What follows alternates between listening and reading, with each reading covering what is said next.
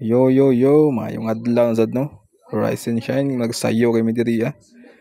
This is our first time na mag-display mi aning event youth camp na exclusive lang sa Zone 3 parehaning Sirib, Dugong, Santo Tomas, Sumimaw, Inayangan, Kawayan, Tamayong, Kalinan ug daghan pa. Ang tema nila this year is Exalt, which means he is able to give, restore, preserve and bless. Aside from devotional ta gabi nga magtapak-tapak ang mga youth, napod sila yung mga games, outdoor games, parehan volleyball, basketball. Ang basketball dito sa gym sa Sinto Kawayan o dili sa Paking 4. Ang venue is Camp MDD na diri sa Barangay Kawayan, Kalinan. Duol sa boundary sa Barangay Tamayong ug Barangay Kawayan ang area. Goods po kay nga event no kay murag number 1 yun nga maka-unite sa mga youth, parehan sa mga alliance nga youth. Tapos paggabi na sila devotional no. Tapos ang among shop is nasa tubangan jud sa main stage. So maapil na lang pud mi devotional na makadungog na lang pud mi sa wali sa mga pastor o pastora. Nindot kayo siya kay dili lang ang youth ang makadungog sa wali, pati kami vendor, mga outsider makadungog pod, mga parents. Parehan yun, napod sila yung mass dance. Mingaw kayo sila tanan nanayaw, hugyaw jud kay sila tanan diri. Tapos ang mga nagtudlo po sa tubangan is mga dancers kayo na out kayo manayaw part, mga idol na ako sila. Apilon mig sayaw ni di man may kabalo manayaw, so tan-aw lang jud nindot kay sila tan-aw no.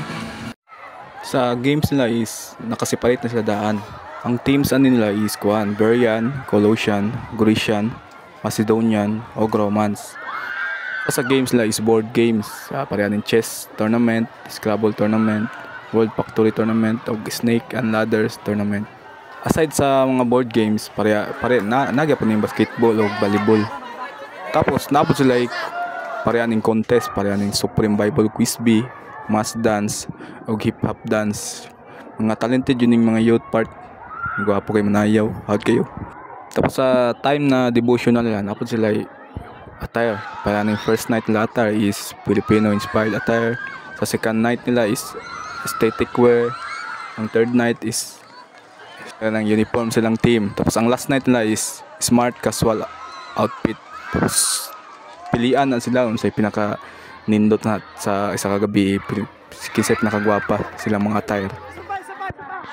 Tapos ang last day nila is na sila amazing race, tanan youth mo appeal, tapos separate tapos nila 10 teams. Tapos dula sila sa 10 ka stations, lahi ang dula na sila kamang-kamang parehan niyo na ikuan about patong sila.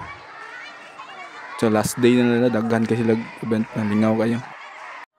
Makita yun nila nga nagtinabangay ang mga youth area. Di sila kaila, alos na di sila magkaila. Bless kayo mi kay mag na-invite mi diri as akong gagaw nga si Pastor Ben. Tapos congrats sa organizer kay successful ang event. Tapos